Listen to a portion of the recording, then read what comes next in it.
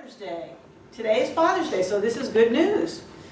All fathers, dads, stepdads, grandfathers, and many who may not be fathers, but who support our kids and ourselves and each other with strength, devotion, and constancy, and all those other virtues that we associate with our fathers. Now, I was not one to always celebrate Father's Day, but since then I've come to appreciate it. My dad died in 2010, and I miss him. And in the years since then, I've realized that I should have probably done more on Father's Day than I did. So if your father is still here, don't waste the opportunity. So what I do on days like this is I sometimes do some trivia. So I thought I hadn't done any trivia in a while, so I did. People are laughing. It's like, oh my God, it's trivia time. Okay, so I thought that Father's Day, I made the mistake of calling Father's Day, and I'm going to edit this out of the video. I called it a Hallmark holiday. Oh my God, did I get some pushback on that? So I did some research on Father's Day because I thought it was not given as much respect as Mother's Day, including by people like me. So I thought it was a newer holiday, but it's not. Father's Day was first celebrated in 1910, and Mother's Day was first celebrated in 1908, so they're both pretty respectable holidays. The first local Father's Day celebration was on June 19, 1910, in Spokane, Washington, as a lady named Sonora Dodd began the tradition of Father's Day in honor of her father, who was a Civil War veteran and a widower who was raising 6 kids on his own. And so Sonora Dodd, the story goes, is listening to a sermon on Mother's Day, and she's going, wait a minute, I think not. My father is over here raising 6 kids on his own, and so we need to celebrate that. And so she began a local celebration of Father's Day. So 10 years later, in 1916, U.S. President Woodrow Wilson approved the idea of an annual Father's Day, and in 1924, Silent Cal Coolidge made it a national event. Okay, so things remained there until 1966, until Lyndon Johnson signed a presidential proclamation, because it ain't real until there's a presidential proclamation, declaring the 3rd Sunday of June as Father's Day. Okay, so that's the history of Father's Day. Did everybody know that? I did not know that. Okay, I also learned that it's the 4th most popular card-sending holiday in the United States. Mm-hmm. Wow. Okay, this is the part that's the test. What is the most popular card-sending holiday in the United States? Christmas. Perfect, Christmas. Does anybody want to guess how many cards are sent on Father's Day? Typically, on Christmas. Day? Christmas. 39. 1.5 billion are sent on Father's Day. Okay, what's the next holiday? On Christmas. On Christmas. Okay, what's the next most popular card-sending holiday after? My God, did you do this for me? Valentine's Day. Okay, how many cards are sent on Valentine's Day annually, typically? We have 1.5 billion for Christmas. How many? 25 million. 750 million. Oh no, 143 million. Oh, wow. What is after Valentine's Day? Mother's Day. Mother's Day. 139 million. That's a lot of cards. Okay? After Mother's Day, we have Father's Day, which is 94 million. Big drop between Mother's Day and Father's Day. 94 million on Father's Day. Okay, what is the 5th most popular card-sending holiday in the U.S.? Easter. Say it again? Easter. My God, this is great. This is okay. Yes, it's Easter. 57 million cards are mailed on Easter. Okay, so who knew this? Okay, so Father's Day also has a traditional flower, and those who remember past Father's Day remember Linda Wett and I trying to decide if there was a flower. We didn't quite get it right. What is the traditional flower for Father's Day? Carnation. It's the rose. Really? Yes. Oh, really? It's the We rose. did do Okay. that. Now the rose, you wear a red one if your father is alive. You wear a white one if your father is deceased. Good to know. Okay, here we go. See, any parties coming up, you guys are going to be the doctor. Most popular present on Father's Day? Tie. Card. Necktie. Yes. Next most popular present? Socks. No. Hammers. Hammers or screwdrivers or wrenches or some sort. Yes. And after that, golf clubs. Hammers and golf clubs. Yeah, it's so funny because Nick, you know my son Nick, every single Father's Day and birthday for my stepfather-in-law, Dennis, who wants to get the guy a hammer. The guy has the biggest collection of hammers. It's like, no, Nick, no hammers. The guy's got like 50 hammers. Okay. Sons and daughters send 50% of the Father's Day cards to their dads, 50%. Nearly 20% of Father's Day cards are purchased by wives to go to their husbands. And that leaves 30% which go to grandfathers, stepfathers, sons, brothers, uncles, and just someone special who has served in a fathering capacity. So there you have the Father's Day trivia. Oh, one more. It's believed, I looked up the word dad. The word dad dates back as early as the 16th century. However, unfortunately, there's no consensus on what it means or where it came from. So it's an old world word, but we don't know quite what it means or where it came from. So that's what I know about Father's Day. So today, let's take a little time and celebrate and be thankful for those fathers and grandfathers and stepfathers and all those special others who gave a fathering energy to us, to our kids, to those we know. Because it is not a Hallmark holiday. And I'm so sorry I thought So that. that's like your No, retraction. you can go I'm retracting. This is a visual retraction. I You take can go to it the back. dollar store and get really good cards. You can go where? Dollar store. Dollar store. Really Okay. good cards. There you go. Okay, I bet you can. Yeah, and they're not All right. Hallmark. Yeah, because you don't buy cards for $1 at Hallmark. Okay. That's right. Okay, so today, as I said, we're continuing our series on uncovering the joy, and we're going to talk a little bit about how we relate to each other, how we connect to each other. And I was confessing to somebody that over the past couple weeks, I have turned into an absolute news junkie. I don't know what it is. It's like I've got some kind of dopamine thing. Every time I get in, I turn on the news and I just listen to it and listen. So I've been listening to a lot of news.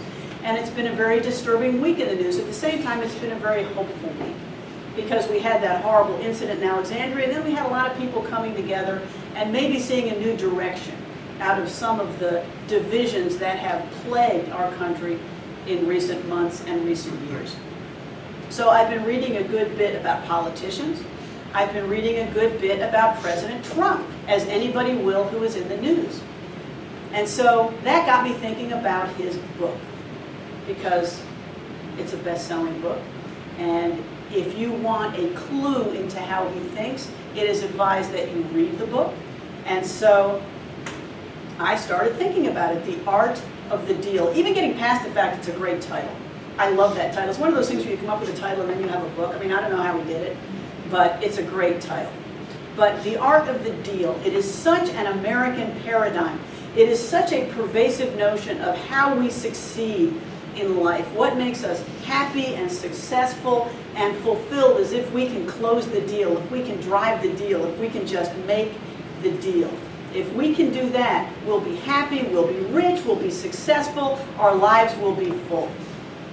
What he talks about in that book is a way of relating, of connecting with other people, of achieving things with other people. So I wanted to take a look at the book and see what image of success is reflected there. I read some of the reviews. I got the book.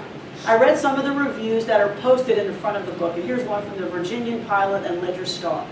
It says, fast-paced prose about a no-nonsense comer. And that was true. Want to make a deal or be a big-time real estate tycoon?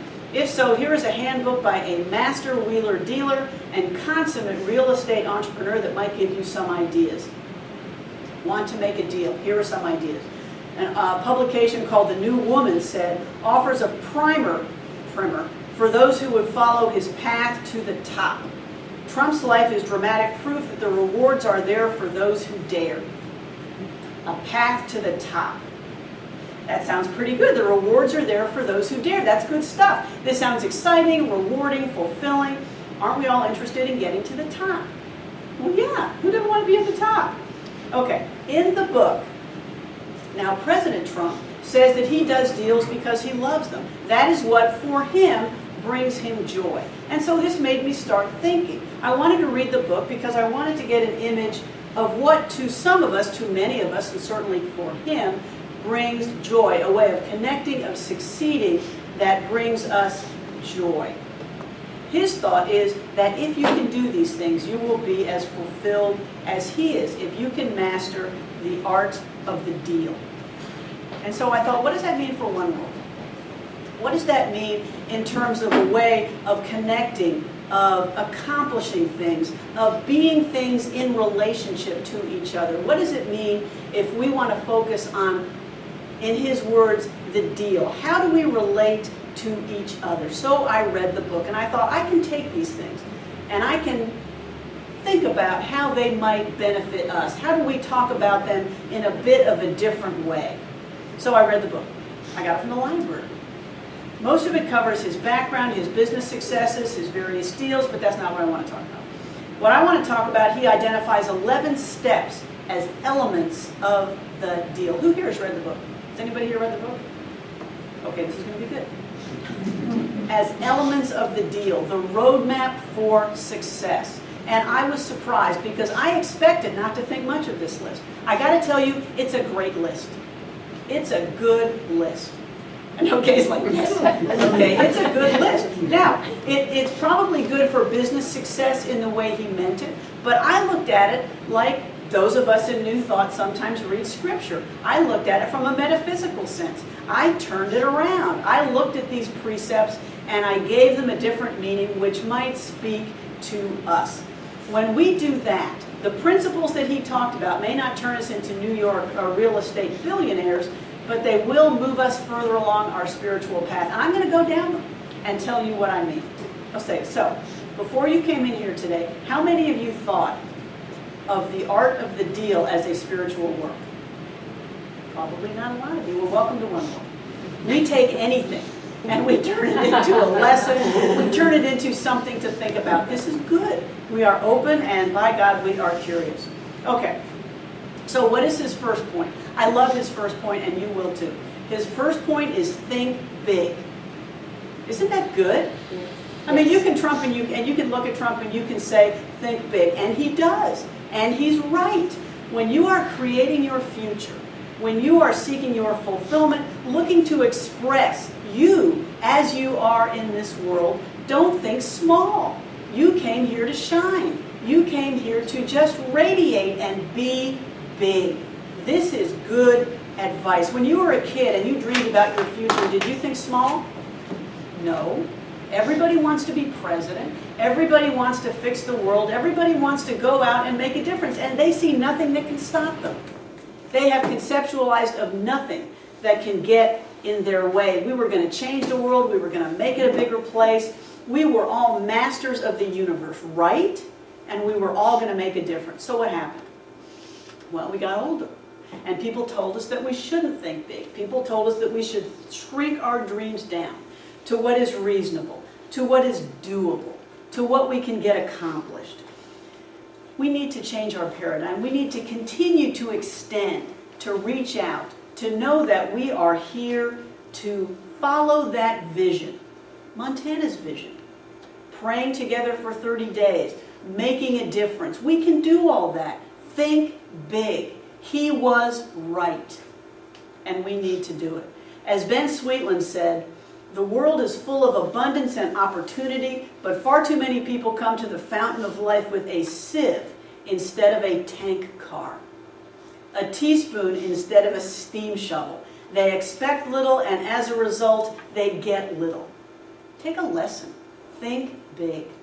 So what is his next element of the deal?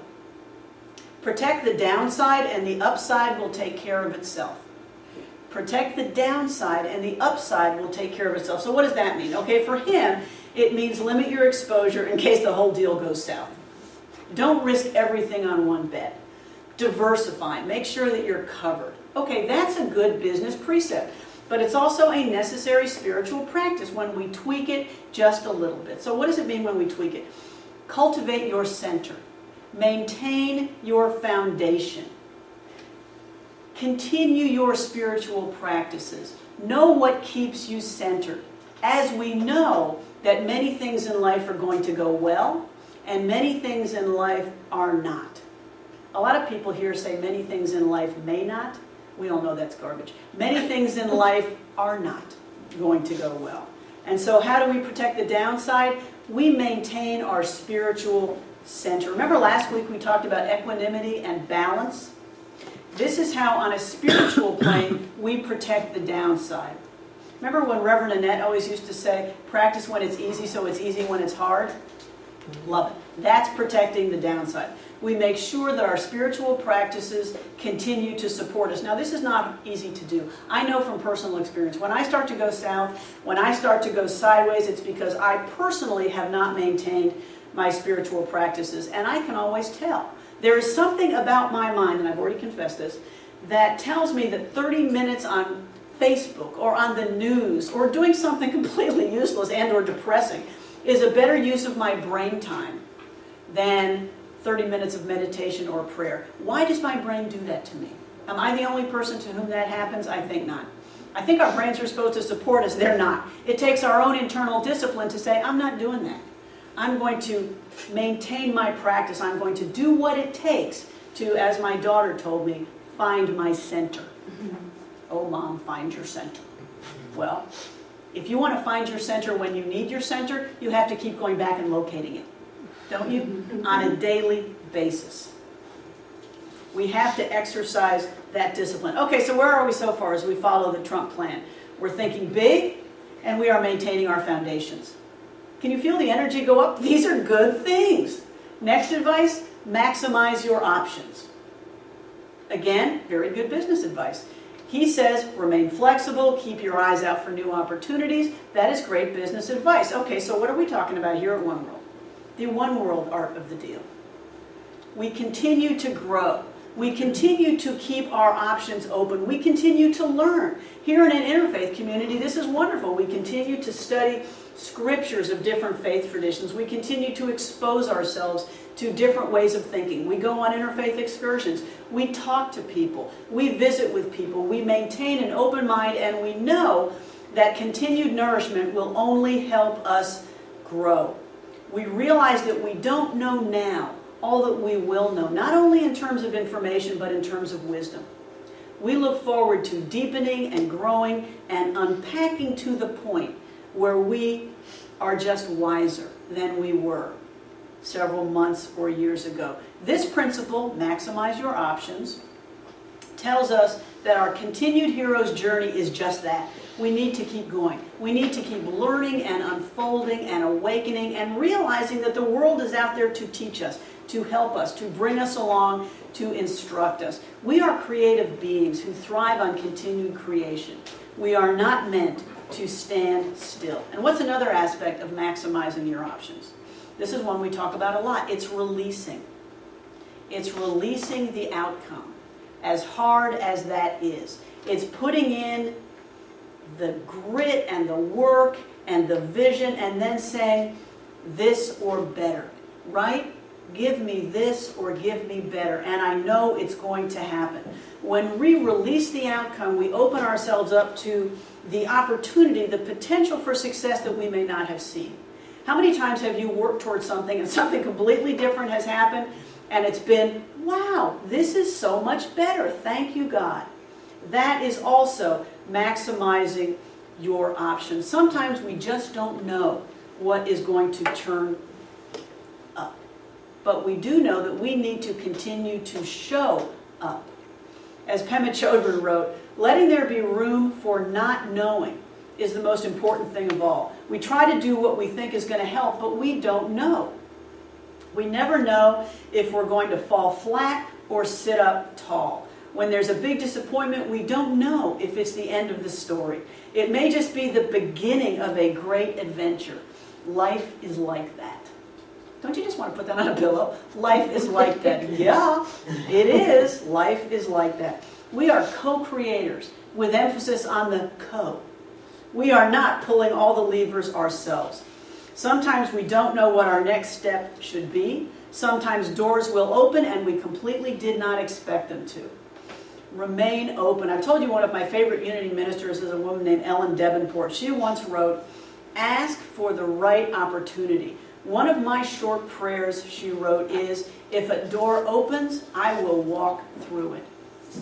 I just love that. If a door opens, I will walk through it. She writes, I'm astonished how swiftly a door usually opens once I am willing. And she follows that up with, if it doesn't, don't force it. We just have to trust that we know when the right door is opening that we are supposed to go through. Okay, what's the next one? We're doing pretty well so far. What's the next one? Know your market. Okay, this is good. President Trump is a man who knows his market, right? And it is good business advice. It is good spiritual advice. The lesson in a business sense is to know who you're trying to reach. Target your product, market it to the people whom you are trying to reach. That is marketing 101. And for our purposes, what is it? What is it from a spiritual perspective? First, know what you are trying to accomplish. Have faith in your vision, and have faith that your vision was given to you for a purpose, was given to you for a purpose. Each of us has a market. Each of us has a circle of influence and a place to contribute. We may not think we do, but the advice of know your market means you have something to give, and those folks are waiting. They are waiting for your unique energy, your special gift. Your market may be art, it may be music, it may be teaching, it may be building beautiful things. Who knows? But you were put here for a reason. There is something that you need to give, and you're still here because you're not done. That is the lesson of know your market. Each of us has one. Don't be discouraged if you have had difficulty making your voice heard. Maybe you are just dabbling in the wrong market. Maybe you just need to figure out where your gifts are best given.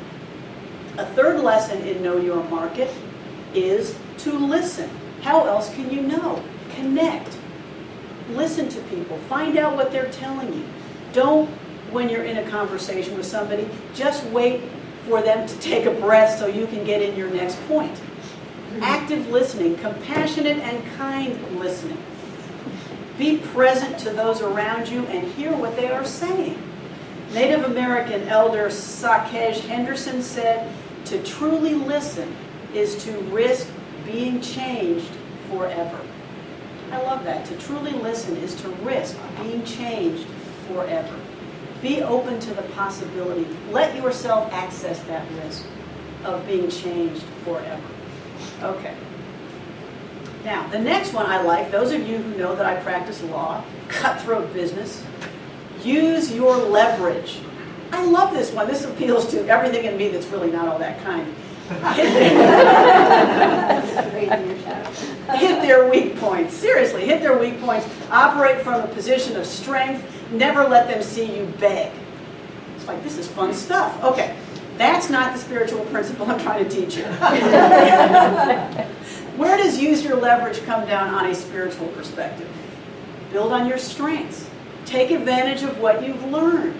Take advantage of what you know, the wisdom you've gained, the experience you've gained, the connections you've gained. Trust the tools in your toolbox to make a difference in this world. You have remarkable leverage. So often we pay attention to what other people are saying. You should do that. You should think this. And then we just become unaware of our own strengths. We become unaware that we have a light that we are shining. It is our light. My light is not your light.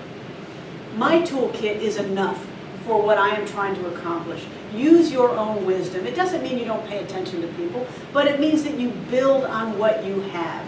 You let your own light shine. You have the tools, the inner resources to continue your own unfolding, to bring your gift to the world. Your leverage, your wisdom is the foundation of your continued growth and your giving to the world.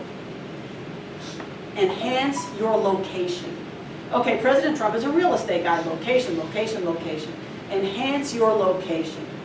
However, here he says no. It's not about moving to the best location. This guy is great. It's not about moving to the best location. It's about knowing the virtues of where you are. Enhance where you are. So we all know what this means from a spiritual perspective, don't we? It means start from where we are. Take the virtues and the benefits of being who you are, where you are, as you are. You are exactly where you need to be to start off contributing your gifts. Don't hold off until you have time, until you've lost weight, until you are better looking, until you have money, until you're in a better space. No.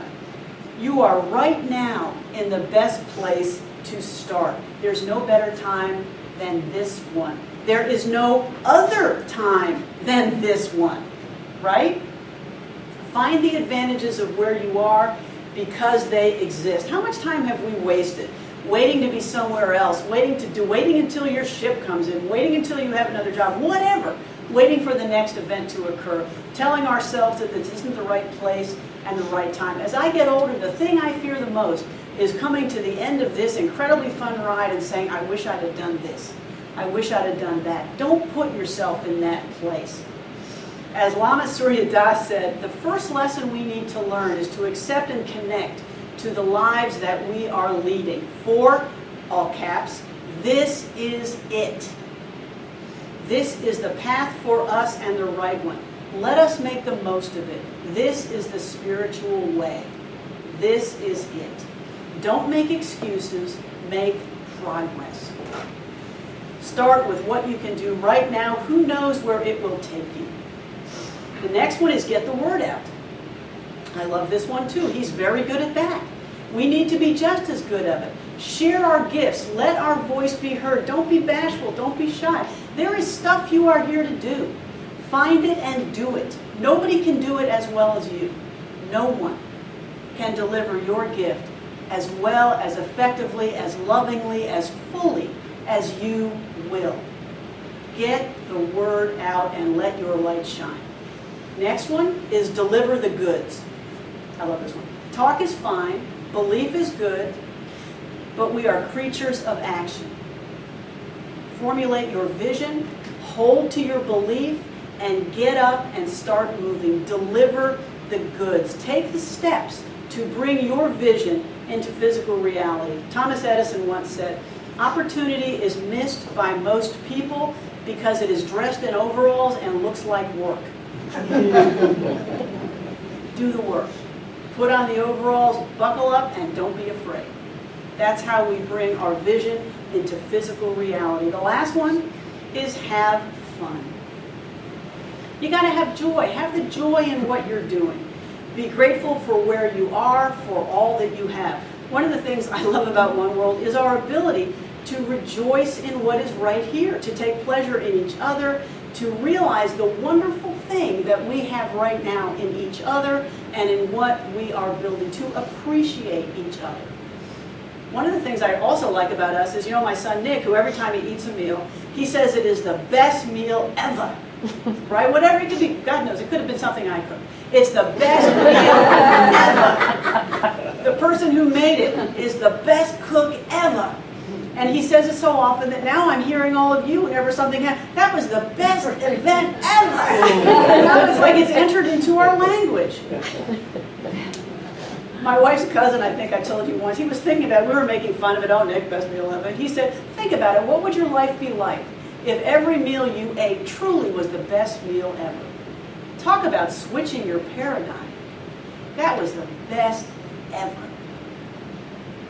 I want to close with another quote from Lama Surya Das in a book he wrote called Make Me One with Everything, which is another great joke.